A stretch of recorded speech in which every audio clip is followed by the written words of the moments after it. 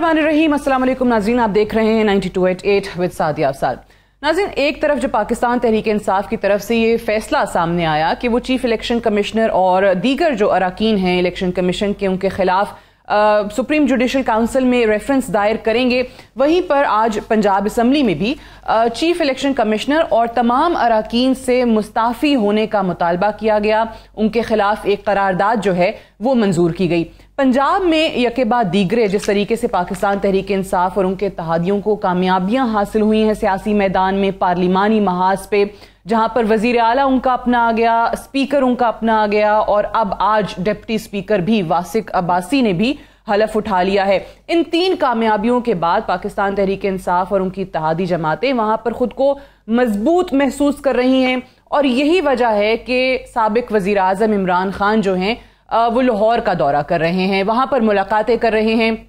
आपको याद होगा कि इनिशियल प्लान या जिस तरीके से आवाम को मोबिलाइज किया गया इमरान खान साहब की तरफ से, वो यही कहकर किया गया जब ज़िमनी इंतखाब भी हो रहे थे पंजाब में कि हम चाहते हैं कि फौरी तौर पे असम्बलियां तहलील हों और इलेक्शंस में जाया जाए। लेकिन अब इमरान खान साहब को उनके मुआवनीन की तरफ से मशवरा दिया जा रहा है कि फौरी तौर पर इलेक्शन जाने का जो इरादा है उसको तर्क कर दें, केपीके के अंदर और पंजाब के अंदर अपनी जो पोजीशन है उसको मजीद मुस्तहकम करें ताकि अगले जनरल इलेक्शन से पहले जो है वो हमारी तैयारी अच्छी हो सके। और यही वजह है कि इमरान खान साहब वहां पर मौजूद हैं और इसी चीज को सामने रखते हुए जो उस वक्त पाकिस्तान तहरीक इंसाफ के अवामी फलाह के मंसूबे थे, जैसे सेहत कार्ड हो गया या एहसास प्रोग्राम हो गया, उसको दोबारा शुरू करने का उन्होंने हुक्म दे दिया है। सानिया निश्तर साहिबा भी इसी हवाले से आज वहाँ मौजूद थी, उनकी मुलाकात भी हो रही थी और खान साहब ने यह भी कहा है कि उस्मान बुज़दार साहब को ऑन बोर्ड लें क्योंकि उन्होंने इसकी सरपरस्ती भी की इन तमाम प्रोग्राम्स की,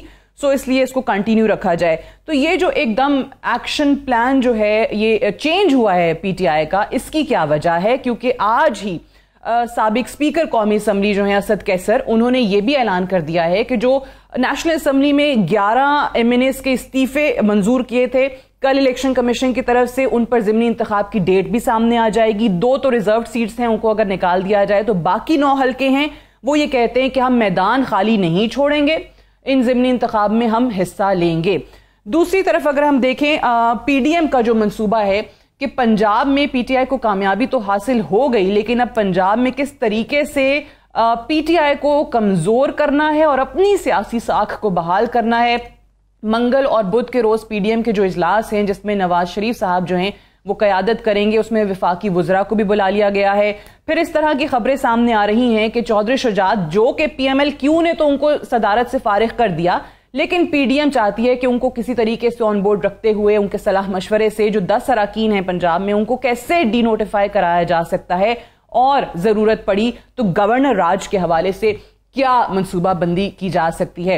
इन्हीं तमाम मामलात के हवाले से आज हम प्रोग्राम में बात करेंगे।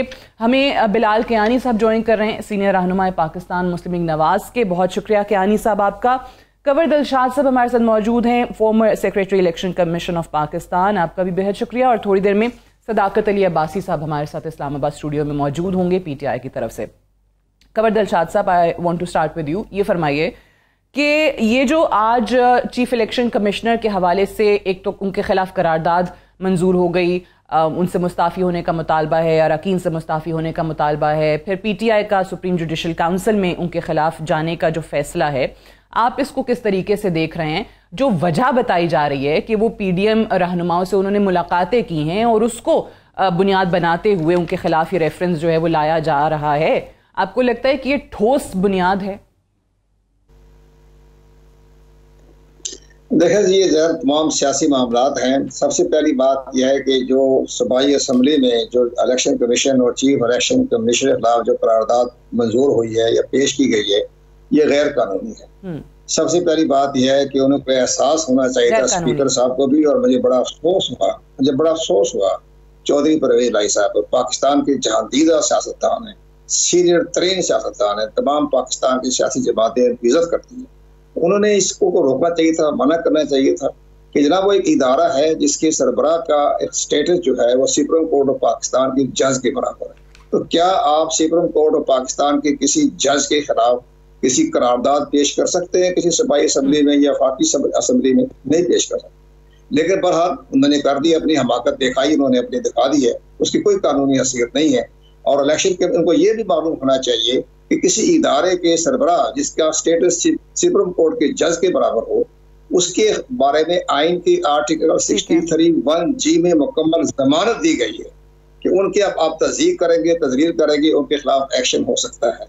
इसी तरह से हमारा जो इलेक्शन एक्ट 2017 का सेक्शन 210 है, उसमें लिखा है कोई इदारा, कोई सियासी पार्टी, कोई फर्द अगर इलेक्शन कमीशन पाकिस्तान के बारे में कोई तजलील करे, तस्दीक करे, तो उनको इलेक्शन कमीशन पाकिस्तान इसी तरह उनके इख्तियारात हैं जिस तरह के इस तरह के हाई कोर्ट के जज के बराबर हैं और आर्टिकल 204 की जद में आ सकते हैं और इलेक्शन कमीशन पाकिस्तान उनको 3 साल की सजा भी दे सकता है। ये बाकायदा सेक्शन 10 में लिखा। लेकिन बहरहाल हमारी इतला के मुताबिक इलेक्शन कमीशन पाकिस्तान जो है इस पर गौर खोज कर रहा है कि आया वो स्पीकर को तलब करें इलेक्शन कमीशन पाकिस्तान और उसको नोटिस भिजवाएं। लेकिन स्पीकर की तो खुद ही जो है वो कंट्रोवर्शियल है, उनका जो इंतखाब है वो गैर कानूनी हुआ है, गैर आईनी हुआ है। उनके काउंटर फाइल पर कैसे नंबर लग गए? जब काउंटर फाइल पर नंबर लगने का मतलब है सिक्रेसी आउट हो गई है। जब सिक्रेसी आउट हो गई तो सेक्शन 85 के तहत इलेक्शन कलअदम करार दिया जाता है। तो यहाँ मामला इतना हाई कोर्ट में गया, वो लाहौर हाई कोर्ट में नून लीग ने चैलेंज भी किया हुआ है, तो आपको लगता है कि वो कलअदम हो सकता है? मैं बता अभी इम्कान आपको ये नजर आ रहा है? नहीं, मैं अर्ज कर रहा हूँ, मैं तो आइन कानून के बारे में बात कर रहा हूँ। मैं किसी चौधरी परवेज लाई के बारे में तो बात नहीं कर रहा हूँ, मैं तो आइन कानून के बारे में। परवेज लाई में इज्जत करता हूँ, रिस्पेक्ट देता हूँ, हमारे फैमिली रिलेशन है चौधरी परवेज लाई साहब के साथ। तो इसी लिहाज से हम ये कह रहे थे कि उनको देखना चाहिए था इसमें जरूरत क्या थी। इलेक्शन कमीशन को आप चेंज करना चाहते हैं तो सुप्रीम जुडिशल काउंसिल सबसे बड़ा बेहतरीन रास्ता है कि आर्टिकल 209 के तहत आप इलेक्शन कमीशन के खिलाफ जुडिशल कमीशन में आप बाकायदा रेफरेंस दाखिल करते हैं, वो फैसला करेंगे ये इलेक्शन कमीशन रहते हैं कि नहीं रहते। ये जो इसी तरह आप देखें कि हमारी वफाकी पार्लियामेंट ने इमरान खान साहब के खिलाफ करारदाद मजम्मत पेश की, ये मुल्क तोड़ने की साजिश कर रहा है, तो क्या हो गया? करारदाद घर चली गई। इसी तरह हमारी सुप्रीम कोर्ट ऑफ पाकिस्तान ने सदारती रेफरेंस के हवाले से ये फैसला लिखा जिसमें सदारती रेफरेंस के हवाले से और तहरीक आदमी एतमाद के हवाले से जो फैसला लिखा, उसमें लिखा कि जनाब प्रेसिडेंट पाकिस्तान इमरान खान साहब, कासिम सूरी साहब और असद कैसर साहब जो है इनके खिलाफ आर्टिकल 6 लगाया जाए। फिर इन्होंने आइन की खिलाफ वर्जी की, कोई फर्क नहीं पड़ा, घर बैठे हुए सब अपने जलसा जुलूस कर रहे हैं, क्या फर्क पड़ गया? अभी अगर इस स्पीकर के हमारे इलेक्शन कमीशन पाकिस्तान के खिलाफ चले भी गए हैं तो क्या फर्क पड़ गया? एक करारदाद पास हो गई, लोग हाथ के मजाक की तरफ हो गए। तो ये मामला नहीं करना चाहिए था। अगर आप शिकायत point well taken cover Dilshad, मैं वापस आती हूँ। आप तो एक तो आपने कहा कि जो स्पीकर का इलेक्शन है सिप्तैन खान साहब का, वो गैर आईनी गैर कानूनी है, उस पे ऑलरेडी नून लीग जो है लाहौर हाई कोर्ट में जा भी चुकी है और आपको लगता है कि वो कलअदम हो सकता है। और दूसरा आप कहते हैं कि इस पर इनको तलब किया जा सकता है जो करारदाद इन्होंने चीफ इलेक्शन कमिश्नर और मेंबरान के खिलाफ मंजूर की है वो नहीं होना चाहिए था। वाहिद फोरम जो है वो सुप्रीम जुडिशल काउंसिल है।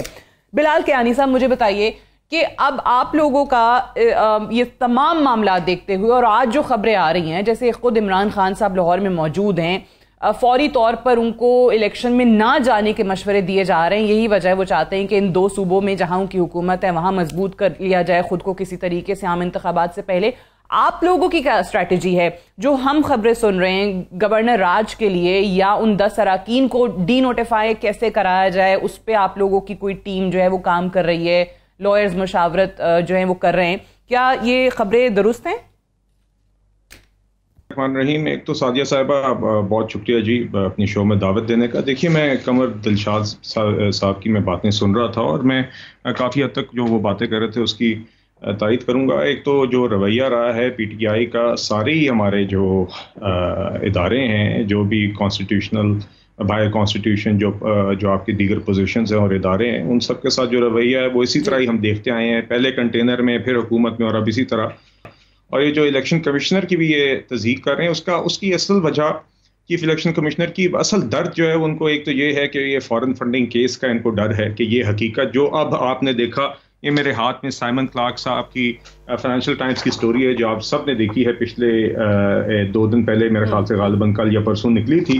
और उसके अंदर भी उन्होंने वही हकीकत बयान की जो इलेक्शन कमीशन ने जो फॉरेन फंडिंग केस जो स्क्रूटनी कमेटी थी उसकी, जिसने फैक्ट्स निकाले थे, उसमें भी इसी वूटॉन क्रिकेट लिमिटेड का जिक्र था। और ये अब साइमन क्लार्क की स्टोरी ने भी इसकी पूरी कहानी बयान कर दी है और इसमें वाज़े तौर पे प्रोहिबिटेड या फॉरेन फंडिंग प्रूवन है। तो उनको असल दर्द इस बात का है। दूसरा दर्द इमरान खान साहब को इस बात का है कि ये चीफ इलेक्शन कमिश्नर साहब सिकंदर सुल्तान राजा साहब, जो याद रहे पीटीआई और इमरान खान साहब के अपने ही नॉमिनी थे, उनको असल में इस चीज का डर है। इन्होंने ही नॉमिनेट किया था इनका नाम उस टाइम पे जब चीफ इलेक्शन कमिश्नर अपॉइंट हुए थे। तो असल में इनको इस चीज का दर्द है कि जब उन्होंने चोर दरवाजे से इमरान खान साहब ने इनसे मीटिंग मांगी तो इन्होंने कहा कि जिस तरह बाकी जमातें और सारी जमातें फ्रंट डोर से हमसे मुलाकात करती हैं खुले सबके सामने, वो उस तरीके से आप हमसे मुलाकात करें। तो असल में इनको दर्द एक दो बातों का है। देखिए, दूसरी जहां तक बात है, कमल, ये अभी आपकी बात हो रही थी, तो वो आपने जो ये इलेक्शन भी हुआ परवेज लही साहब का, उसमें सीक्रेसी का इशू है, उसको चैलेंज किया रहा है। उसके अलावा जो सुप्रीम कोर्ट के फैसले थे जिसके ऊपर एक हमें लगा है कि दोहरा मयार इस्तेमाल हुआ है दोनों ही केसेस के अंदर, जो कि इस इलेक्शन से एप्लीकेबल थे, उसके ऊपर रिजर्वेशंस आप जानती हैं। तो ये सब चीज़ें तो हैं। और आप मेरे ख्याल से गालिबन शायद जिक्र करी थी मैं कि पीटीआई शायद कंसिडर करिए कि इन इलेक्शंस में ना जाए, तो वो तो शायद इसलिए उनको है कि क्योंकि उनको इतनी इलेक्टोरल शायद शिकस्त नजर आ रही है, यही वजह हो सकती है। तो यही जी। और इसके साथ साथ मैं ये बात जरूर यहाँ पे मुझे मेरे सवाल का जवाब दे दीजिए, फिर सदाकत अब्बासी साहब की तरफ भी मैं जाऊंगी कि ये गवर्नर राज की जो खबरें चल रही हैं या जो हम सुन रहे हैं कि 10 अराकीन को डी नोटिफाई कराने की कोशिश है इस वक्त है, उनमें सदाकत है? क्या वाकई ऐसा कोई इकदाम आप लोग पंजाब में लेने जा रहे हैं?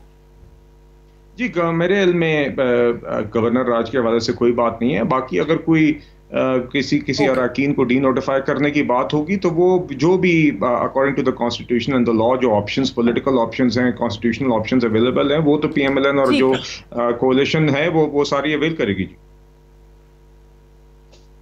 Right, fair enough. अब्बासी साहब, ये बताइए, आपके आने से पहले कवर दिलशाद साहब कह रहे थे कि जो पंजाब असम्बली में आप लोगों ने चीफ इलेक्शन कमिश्नर और इलेक्शन कमीशन के अराकीन के खिलाफ एक करारदाद मंजूर किया, वो गैर आइनी है, गैर कानूनी है, और इसी तरीके से जो स्पीकर का इलेक्शन हुआ है वो भी गैर आइनी है और उसके बहुत इम्कानात हैं कि लाहौर हाई कोर्ट में ऑलरेडी उसको चैलेंज किया जा चुका है, वो वहाँ से कलअदम करार दिया जा सके।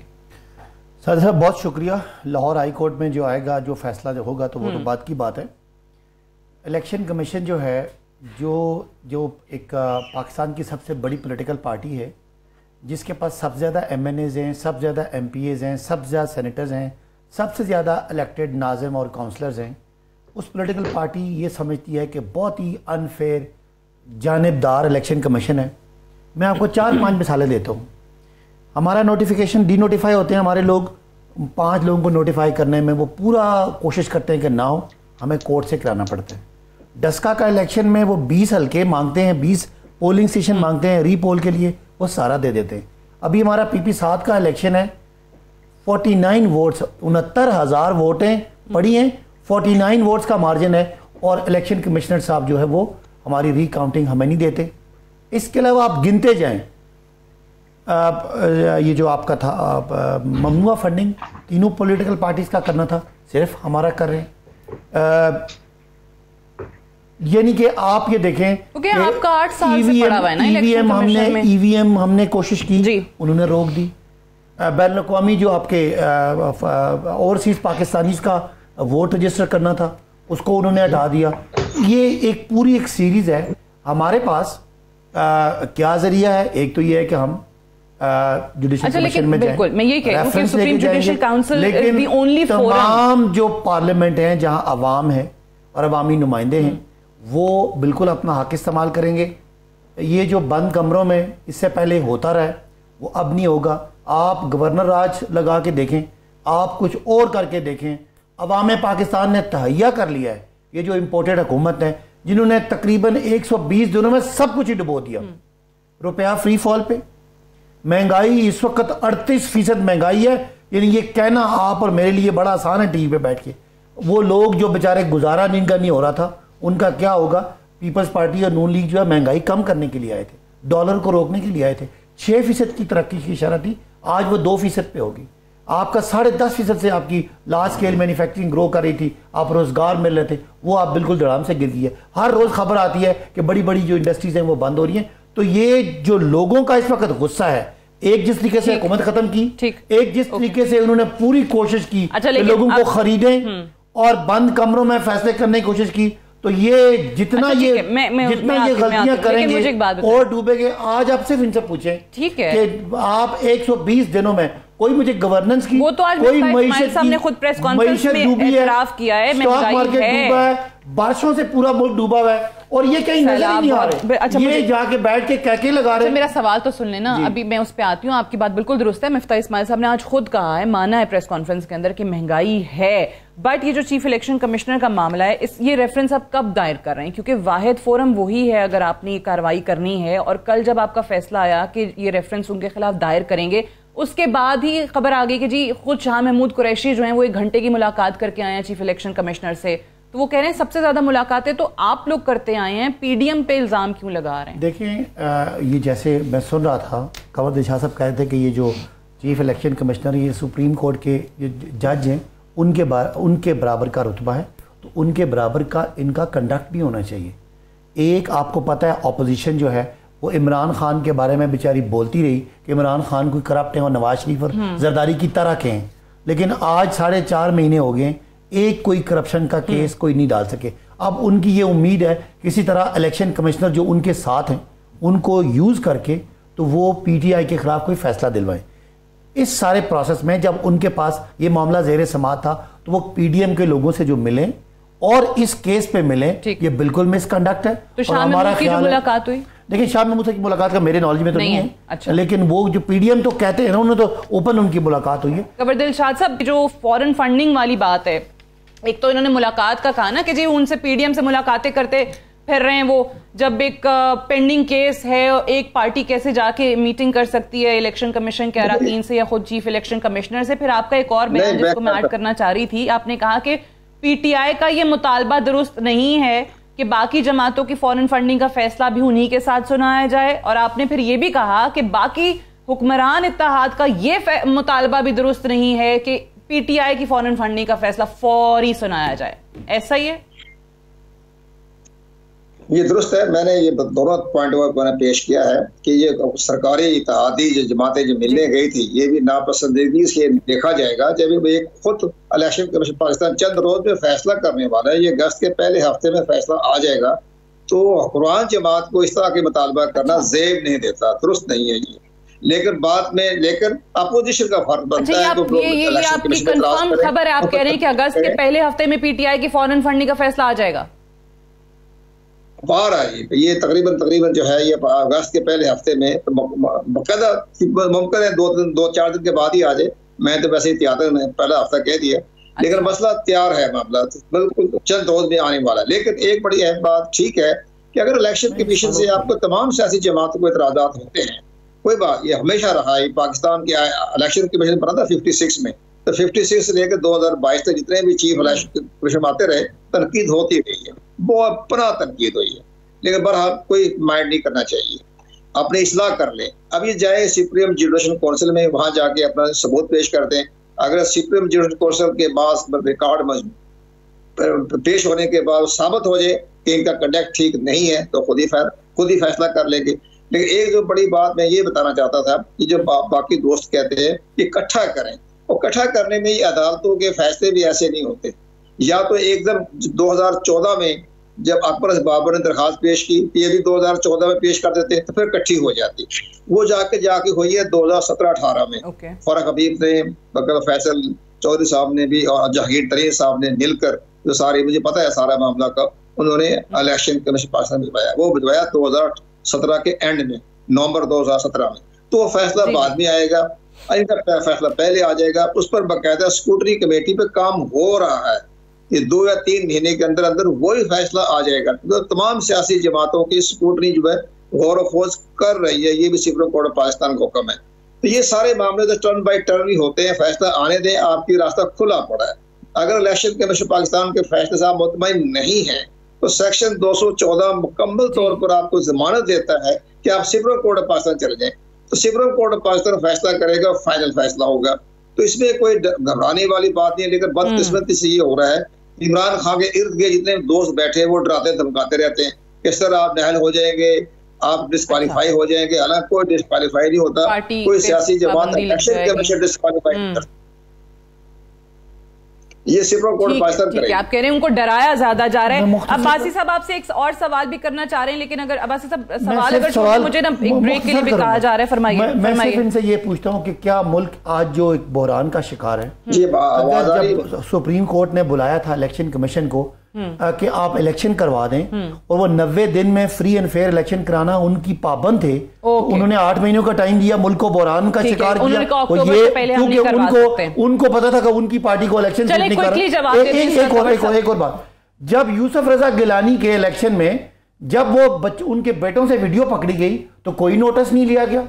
जब ओपन वोटिंग का कहा तो उन्होंने कहा ओपन वोटिंग नहीं हो सकती। जब ईवीएम का कहा तो ईवीएम नहीं हो सकती। तो क्या इलेक्शन कमीशन सिर्फ धांधली करवाने के लिए 40 लाख लोगों को मुर्दा डिक्लेयर कर दिया? आज आपने जो हल्का बंदियां की हैं, हर बंदे का वोट उठा के आपने आगे पीछे कर दिया। तो ये सारी जो प्री पोल रिगिंग हो रही है, चलें आपकी मान लेते हैं इलेक्शन कमीशन नहीं करवा रहा, तो जिम्मेदार कौन है? आज पाकिस्तान को आगे ले जाने की बजाय पीछे ले जा रहे हैं। और कैसे इलेक्शन कमीशन 8 महीने का टाइम मांग सकता है इलेक्शन करने के लिए? मुल्क में बहरान है, मुल्क की मईशत डूब रही है और इलेक्शन कमिश्नर साहब अपनी पार्टीबाजी कर रहे हैं। चलें जल्दी से जवाब दे दें। कंवर दिलशाद साहब आपसे सवाल किया इन्होंने, फिर मुझे ब्रेक लेनी है। देखिए, सबसे बड़ी अहम बात यह है कि जो कहते हैं जी इलेक्शन कमीशन पाकिस्तान तैयार नहीं था, उसके पीछे बैकग्राउंड ये है कि इलेक्शन कमीशन पाकिस्तान ने प्राइम मिनिस्टर पाकिस्तान जनाब इमरान खान साहब जो उस प्राइम मिनिस्टर थे, उनको 16 खत लिखे कि आप आइन के आर्टिकल 51 में ये लिखा हुआ है कि ये प्रोविजनल अबूरी मरदमशुमारी की बुनियाद पर 2018 के इंतखाबात हुए और आइंदा जब इंतखाबात होंगे तो वो एक फाइनल रिपोर्ट जब आएगी मरदमशुमारी की, उसकी बुनियाद पर आप हल्का बंदी कर सकेंगे और इंतखाबात करवा सकेंगे। तो इलेक्शन कमीशन ने 16 खत लिखे कि जनाब आइन में 51 में तरमीम करके जहां लिखा हुआ है प्रोविजनल, वहां लिखवा दें फाइनल, ताकि हम आपकी हल्का बंदियां करवा लें। लेकिन प्राइम मिनिस्टर पाकिस्तान ने 16 खतों का जवाब नहीं दिया। तो आप कह रहे हैं वो जो डिले का उन्होंने कहा वो इस वजह से कहा, मुझे ब्रेक लेने दें, ब्रेक लेने दें, बहुत देर से कह रहे हैं मुझे। हनीफ अब्बासी केस में सुप्रीम कोर्ट ने 2017 में ये ऑर्डर दिया था कि इलेक्शन कमीशन पीपल्स पार्टी, नून लीग और पीटीआई की बराबर स्क्रूटनी करेगा, तो वो उन दोनों की क्यों नहीं हो रही और रोजाना की बुनियाद पे चलिए मुझे ब्रेक लेने दीजिए, वापस आकर इस डिस्कशन को आगे बढ़ाएंगे। चलें ब्रेक ले लेते हैं।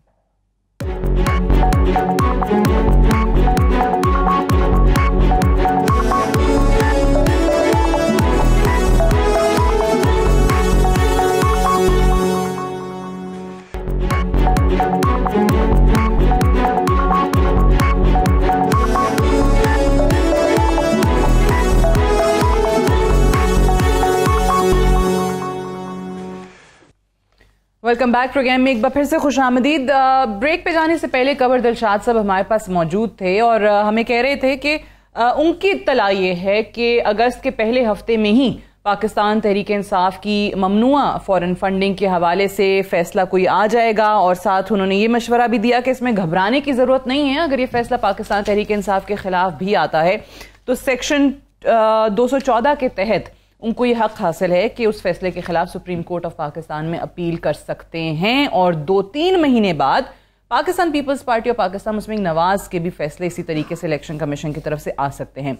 बहरहाल मूविंग ऑन, बिलाल कियानी साहब ये बताइए कि अभी ये जो महंगाई का जिक्र कर रहे थे ब्रेक पे जाने से पहले सदाकत अली अब्बासी साहब, जाहिर है आज भी मिफ्ता इस्माइल साहब ने जो प्रेस कॉन्फ्रेंस की उसमें उन्होंने कहा कि हम जो है वो महंगाई कम करने के लिए नहीं आए थे, उसका क्रक्स यही था बेसिकली। वो ये कह रहे थे कि हम तो मुल्क को डिफॉल्ट से बचाने के लिए आए थे और वो जिम्मेदारी हम अपनी अदा कर रहे हैं।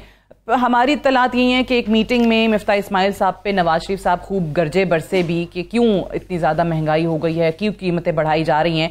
और ट्यूसडे वेडनेसडे के हवाले से ये भी खबर है कि वुज़रा को भी, वफाकी वुज़रा को भी उस मीटिंग में बुलाया गया है। नवाज शरीफ साहब खुद वो मीटिंग चेयर करेंगे। सो क्या फैसले आप लोग लेने जा रहे हैं इन्फ्लेशन को, अपनी गवर्नमेंट की परफॉर्मेंस को लेकर?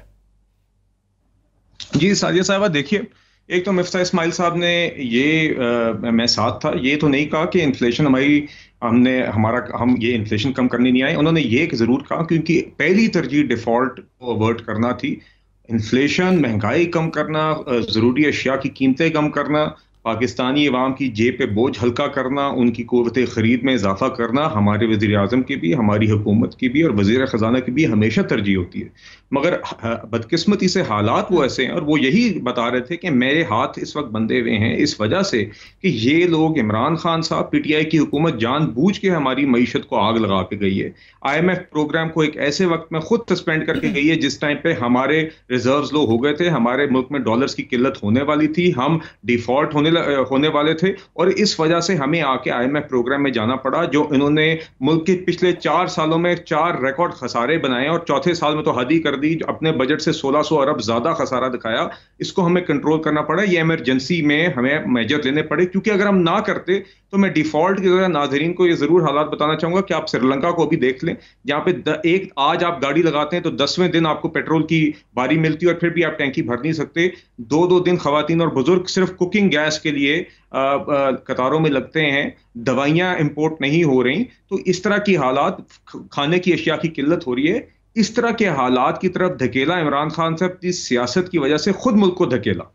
ये चीज अपने हाथ से उन्होंने आग लगाई। ये आप IMF के प्रोग्राम को ना ये छेड़ते उस टाइम पे तो ये हालात ना आते, मगर उन्होंने अपने हाथ से किए। पहले 4 साल मईशत को तबाह किया, और फिर जो बची कुची रहेगी उसको अपने हाथ से लगा के गए कि अगर मैं कुर्सी पे नहीं रह सकता तो ये आके संभालें। रियासत बेशक भाड़ में जाए, रियासत को बेशक आग लगे, इस मुल्क के गरीब आवाम के लिए बेशक मुश्किलात पैदा हो, मैं डिफॉल्ट की सिचुएशन बना के देता हूं, ये आके संभाले और फिर इसकी सियासी कॉस्ट पे करें। मगर मैं आपको ये बताना चाहूंगा, और मिफ्ता इस्माइल साहब ने भी आज ये बात की, कि हम पॉलिटिकल कैपिटल अपना दांव पे लगा के हम मुल्क के लिए सही फैसले ले रहे हैं, क्योंकि हमने पाकिस्तान को श्रीलंका नहीं बनने देना। यकीनन मुश्किल फैसले in these by elections also. But Bilal Kiyani साहब, देखिए, ऑब्वियसली आप जो बात कर रहे हैं, आप ये कहते हैं कि जी हम सियासत को नहीं बचा रहे हैं, हम तो मुल्क बचाने के लिए आए हैं।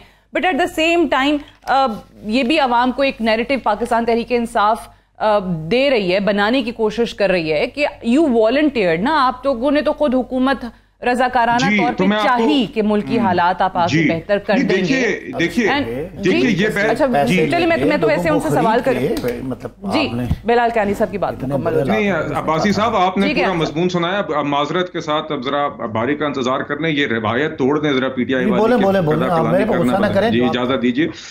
जी अच्छा, देखिए, इसमें जो आप बात कह रही हैं बिल्कुल सही कह रही हैं। हमारे लिए बड़ा आसान पॉलिटिकल ऑप्शन था कि उस टाइम पे हम आते हैं इमरान खान साहब को, तो हमने वोट ऑफ नो कॉन्फिडेंस की सारी आइन की चीज़ों को रद्द करने के बाद इन्होंने आइन को तोड़ने की कोशिश की। इनके कोई गैर आइनी इकदाम इन्हें छोड़ा नहीं कि इमरान खान साहब अपनी कुर्सी से चिमड़े रहें।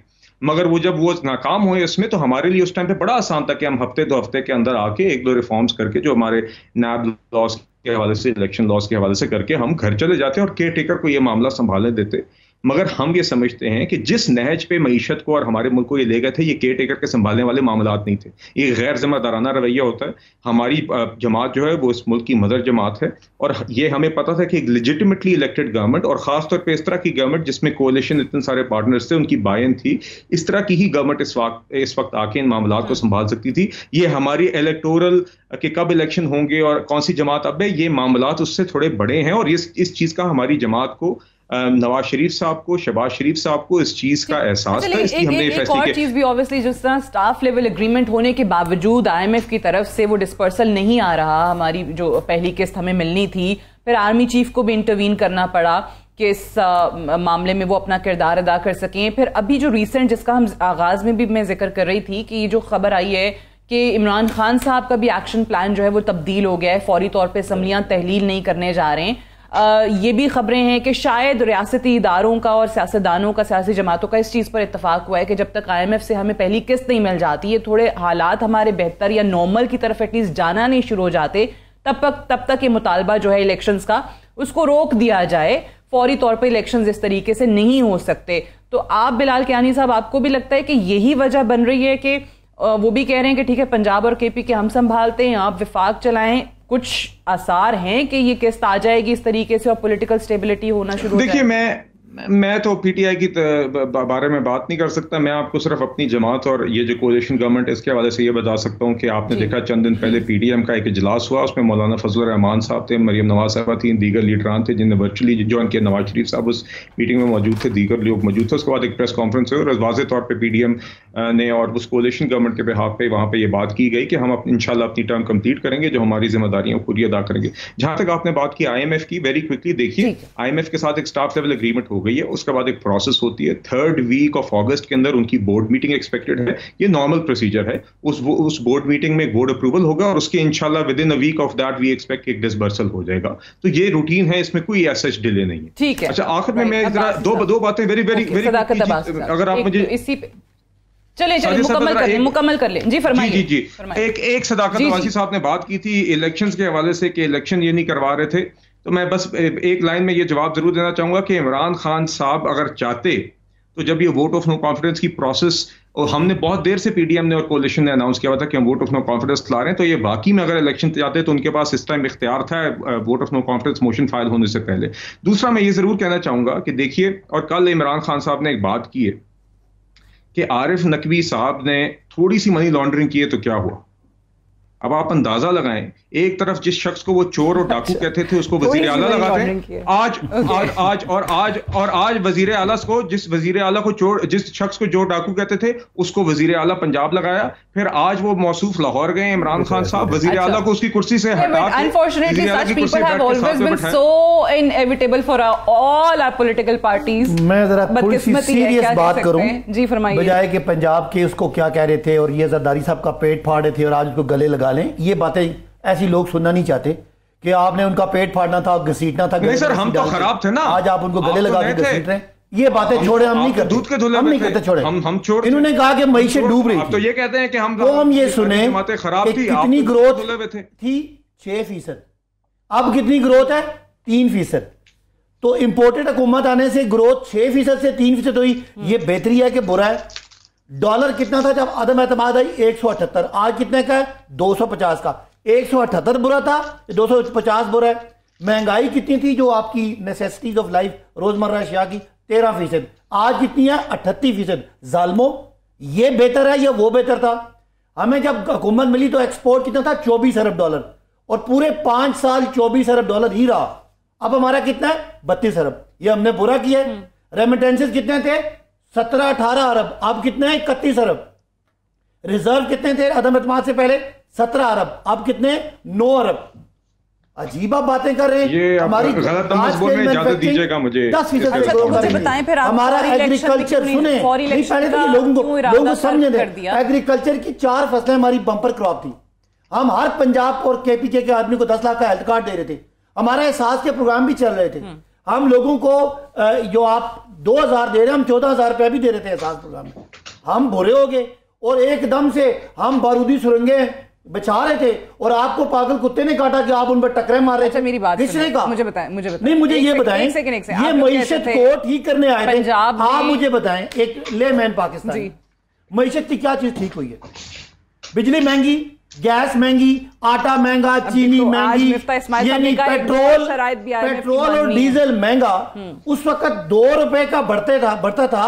मरियम अलग प्रेस कॉन्फ्रेंस करती थी, बिलावल अलग करते थे, और मौलाना फजल रहमान इस असेंबली को नाजायज समझते थे जब तक कि उनका बेटा वजीर बन गया। अब वो असेंबली हलाल हो गई है। यानी किसी ये समझते हैं लोग बेवकूफ है। मुझे कह रहे हैं मईशत इमरान खान ने खराब की थी, हमने ठीक की। वो यार आपने ठीक क्या किया? आप मुझे एक चीज बता दें, किसी गरीब बंदे की आपने ठीक किया, किसी अमीर बंदे की ठीक किया? सादिया रेवेन्यू था, नवाज शरीफ जाते हैं रेवेन्यू था 3800, हम छोड़ के गए 6300। हमने बुरा किया? हम 50 लाख घर बना रहे थे, हम लोगों को रोजगार दे रहे थे, हमारा रेमिटेंसेस बढ़ रहा था, हमारा जो आपका आईटी का एक्सपोर्ट बढ़ रहा था, पाकिस्तान की हर जगह इज्जत थी। अब आप यानी पाकिस्तान एक न्यूक्लियर मुल्क है उसका जो सिपा सलार है वो लोगों को फोन करके आपके लिए पैसे मंगवा रहे हैं उससे। यार इस मुल्क का आपने हाल क्या कर दिया है। मियां शहबाज शरीफ जाते हैं कहते हैं मैं मांगने नहीं आया हूं, लेकिन मेहरबानी करके दे दें।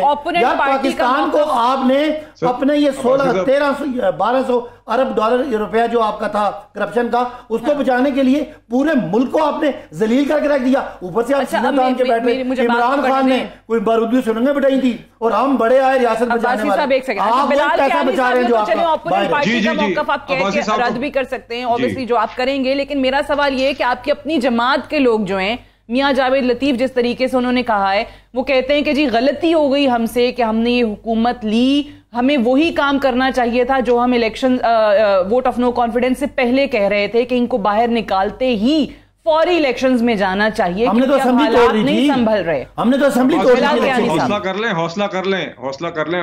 मुझे पता है बात सुनना नहीं चाह रहे, जी जी। अच्छा, जावेद लतीफ साहब की जहाँ तक आपने बात की, देखिए जिस तरह मैंने आपसे पहले कहा कि सियासी तौर पे काफी लोगों की ये राय थी कि इजी पॉलिटिकल ऑप्शन यही थी कि आए इनको गिराए और इलेक्शन में चले गए। मगर ये इस रियासत के हवाले से हमारा ख्याल है कि गैर जिम्मेदाराना रवैया होता, और इसीलिए मैंने आपसे पहले भी बात की कि पॉलिटिकल कॉस्ट पे हम करने को तैयार रहे हैं, सिर्फ इसलिए क्योंकि वो सही फैसला था। क्या आप केयर टेकर हुकूमत के सामने इतने बड़े मामला छोड़ के जा सकते थे? अब जहां तक ये सदाकत अब्बासी साहब ने मईशत की अपनी तरफ से सिलेक्टेड इंडिकेटर्स बड़ी अच्छे तरीके से सामने पेश करने की कोशिश की है, रटे रटाए बोलते रहते हैं।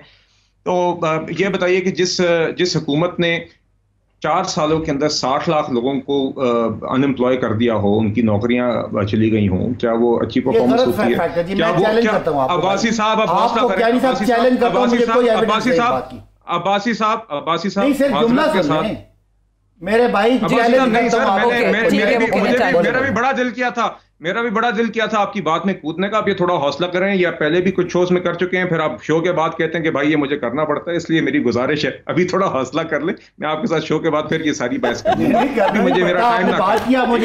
अच्छा, मेरी गुजारिश सुनिए यार, ये तो जाती है। अच्छा, डेफिसिट्स पे देखिए, खसारों के हवाले से इन लोगों ने जब मुस्लिम लीग नून की हुकूमत छोड़ के गई तो उस टाइम पे आपके मुल्क का कर्जा तकरीबन 25,000 अरब पे खड़ा था। इन्हें 4 साल के अंदर 44,000 रुपए का कर्जा कर दिया, 80% उसमें इजाफा किया। एक तरफ 71 साल का 25,000 अरब रुपए का कर्जा एक तरफ और 44,000 अरब रुपए का कर्जा एक तरफ। दूसरी तरफ इन्होंने एवरेज खसारे आपके 1600-1700 अरब के थे मुस्लिम लीग नून के दौर में, मतलब कि सालाना खसारा ऑन एवरेज आपका 1600-1700 होता था। इनके पहले 3 सालों में 3400 अरब था, इनके पिछले साल में 5,000 अरब रुपए था। अब इस तरह के खसारों के साथ उसके बाद फिर ये जो मेरे भाई ने बात की कि हमने एक्सपोर्ट्स इतनी बढ़ा दिए, तो भाई आपके मुल्क की तारीख का सबसे बड़ा एक्सपोर्ट्स क्यों बढ़ाते हैं? ताकि आपके पास डॉलर बढ़े या आपका जो तजारती खसारा है वो कम हो। मगर आपके पास आपके वक्त में तजारती खसारा रिकॉर्ड रहा है, 45 अरब रुपए का इनका तजारती खसारा रहा है, रिकॉर्ड इंपोर्ट्स रही हैं। और इसीलिए मैं कह रहा हूं कि जब मार्च में ये जा रहे थे, जब इनको नजर आया कि यह हुकूमत इनकी जाने वाली है, इनको नजर आ रहा था कि हमारे पास सिर्फ 10 अरब डॉलर के रिजर्व्स, नजर क्या आ रहा था, ये स्टेट बैंक के पब्लिश फिगर्स हैं, ये पूरी आवाम को नजर आ रहा था कि 10 अरब डॉलर के सिर्फ रिजर्व्स रह गए हैं। और इनको पता था कि हर महीने 1-1.5 अरब का आपका तजारती खसारा, करंट अकाउंट डेफिसिट भी है और डेट रीपेमेंट्स भी आपने करनी है, और अगले चंद माह के बाद ये डॉलर खत्म हो जाएंगे। इसके बावजूद ये रियासत को अपने हाथों से दांव पे लगा के गया। और मुझे हैरानगी होती है इस बात पे, ये अब्बासी साहब बात करते हैं, इनके दीगर लोग मुस्कुराहटों के साथ बात करते हैं, ये इस तरह बात करते हैं जैसे 3 महीने पहले इनकी नहीं किसी और जमात की हुकूमत थी। और दूसरी आप मुझे ये बताइए कि जिस हुकूमत ने 4 साल के अंदर 4 वजीर खजाना लगाए हैं, और असद उमर साहब जो उनके पोस्टर बॉय थे उसको इमरान खान साहब ने खुद कहा कि कारकर्दगी की बुनियाद पर निकाला गया, तो ये कैसी कैसी बातें करते हैं। आखिर में मैं जरा एक बात जरूर आपसे फिर से कहना चाहूंगा, क्योंकि पहले बात हो नहीं सकी कि देखिए कल इमरान खान साहब ने कहा, मैं ब्रेक से वापस आती हूँ, फिर आपका जवाब लेती हूँ। अभी तो टाइम ही नहीं ना, ब्रेक से वापस आके आपकी बात सुनते हैं।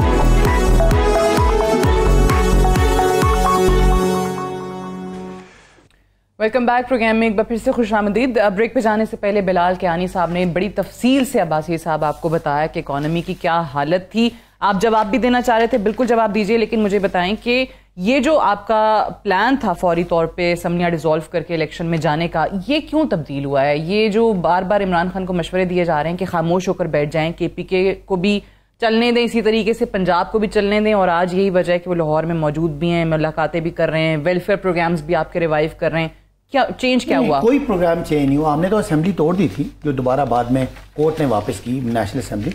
अब अगर हमारे पास गवर्नमेंट तो है, प्रोविंशियल गवर्नमेंट, तो जितना अरसा हमें मिल रहा है हम तो प्रेशर डाल रहे हैं। हाँ। और हम प्रेशर डालेंगे। नहीं, आप कितना टाइम चाहते हैं? आपके नजर में कब होने चाहिए? देखिए, वो तो हमें, ये तो हम तो कहेंगे कि कल ऐलान करें तो हम तैयार हैं, वो तो लेकिन नहीं कर रहे, अगर वो तो ना करें तो हम जो कम से कम इन्होंने जो आवाम को क्रश कर दिया है, हम कहते हैं पंजाब और KP को तो बचा लेना इनके जुल्म से। नहीं, वो तो ऐलान नहीं करेंगे, तो उसके बाद आपके पास क्या ऑप्शन है? स्ट्रैटेजी है कि कम से कम हमारी गवर्नमेंट्स आई है, उनको पंजाब में नई गवर्नमेंट आई है, उसको स्टेबलाइज करें। बाकी क्या नहीं साहब, फॉर इलेक्शंस का इरादा नहीं, फॉर इलेक्शन है। अभी हमें कहा गया कि अभी जो 11 आपके MNAs जिनके इस्तीफे मंजूर हुए हैं, उसमें से 2 रिजर्व हैं, तो सीट्स हैं, तो 9 हल्के में भी आप बाय इलेक्शन का ऐलान आपने किया, आप कह रहे हैं कि हम उन पे हिस्सा लेंगे। हमें वो कोई सीट हम खाली नहीं छोड़ रहे। अच्छा, हमारा मौका तो आएंगे और फिर इस्तीफे देकर बाहर बैठ जाएंगे, कोई बात नहीं। देखिए ना, हम इस तरह की ये जो इंपोर्टेड गवर्नमेंट है, इनको हम दिखाना चाह रहे हैं कि अवाम इनसे कितना नफरत करते हैं। अब जो टेक्निकल बात है लोगों को सुनाने वाली, बिलाल कैनी साहब ने कहा कि जी खसारा मैं बिलाल कैनी साहब को और तमाम नून लीग को चैलेंज करता हूं कि 2018 का खसारा जो था, जो खसारा मैटर करता है वो करंट अकाउंट का होता है, और जिससे डॉलर का क्राइसिस आता है, वो 19.3 अरब था। 2019 में उससे कम था, 20 में उससे कम था, 21 में उससे कम था, 22 तो आपका है। ये खसारे हमने कम किए, और खसारे कम करने के साथ साथ उनकी रेशो भी कम हुई।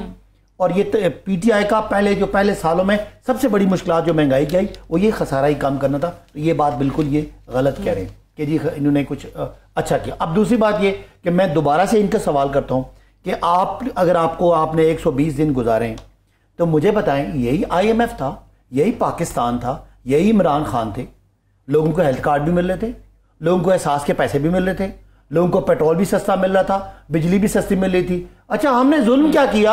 हमने पैसे देके 10-10 रुपए पेट्रोल सस्ता किया और बिजली सस्ती की। वो हमने इनके लिए बारूदी सुरंगें बिछाई है, बकौल इनके। अगर आपको बारूदी सुरंगें बिछाई हैं तो आपको हमारे 20-25 MNA खरीदने की क्या जरूरत थी? पंजाब में आपने हमारे 25 MPA क्यों खरीदे? आपने क्यों जाके अमेरिकन एम्बेसी में मुलाकातें की? डोनाल्ड लू के खत के बाद आप क्यों तेज हो गए? तो ये सारी बातें हैं। आप सिर्फ इसलिए आपका ख्याल था कि आप आएंगे और ये जो नैब की, वो शहबाज शरीफ साहब को उनकी वो क्या होती है, फर्द जुर्म आए, दोनों की दोनों बात वो सितंबर में चली गई है, दोनों को उधर लगा देते हैं। इसके बाद आपके 1100 अरब के केसेस जो मैच्योर हो रहे थे, उनको आपने पीछे करना था। अवाम को, पाकिस्तान को, मईशत को, अगर आप मुझे लेकिन फिर IMF इनको क्यों नहीं पैसे रिलीज अभी तक कर रहा? IMF इसलिए नहीं कि IMF को लाडले हैं, वो लेकर आए हैं अमेरिका। अवाम की नुमाइंदगी तो है नहीं। अच्छा, ये जहां जाते हैं लोग इनको चोर चोर कहते हैं। नहीं, जिस इलेक्शन में जाते हैं ये हार जाते हैं। तो फिर इन्होंने हमारे 18 लोटों को टिकट दिए, उनमें से 17 लोटे इनके हार गए। इनके पास अपने कैंडिडेट को छोड़ के इतनी इनकी इमरान खान से मोहब्बत है और PTI से मोहब्बत है। मरियम साहब तो तकरीरें वही करती हैं, वही मिसालें विंस्टन चर्चिल की, वही मिसालें हजरत अली के जी जुल्म का निज़ाम चलेगा। तो इसी तरह अब नकलें करके इन्होंने इस इलेक्शन में 18 PTI के लोगों को टिकट दिया, और लोगों ने वो चले, उनको खुद भी एहसास हो गया ना। नहीं, एहसास नहीं हो गया। अपने लोग जैसे राजा ज़फरुल हक हैं, वो नाराज हो गए, पावर पॉलिटिक्स रही, एतराज किया। सादिया, ना इनकी पावर पॉलिटिक्स रही, ना इनकी पॉलिटिक्स ऑफ मोरालिटी रही। लोटों की सियासत खत्म हो गई, चाहे जिसकी की वो ना खत्म हुई है, लोटों की तो सियासत खत्म हो गई। और एक और बात, जो इनके डेमोक्रेटिक क्रेडेंशियल्स, फिर आपका टाइम इन्होंने रिस्पांस का मौका मुजाहरे करने वालों पे FIR जवाब ले लीजिए, औरतों को इन्होंने टीयर गैस बच्चों को की, हमारी खवातीन से इन्होंने यानी दस्तराजी की ड्यूरिंग प्रोटेस्ट, उन पे डंडे चलाए, डॉक्टर यास्मीन जैसी खवातीन की गाड़ियां तोड़ी, हमारा जजेस जो रिटायर्ड जजेस हैं उनके घरों में ये कूदे, तो ना आपने कोई सियासी वसूल किया, मईशत तो आपके बस की बात ही नहीं है।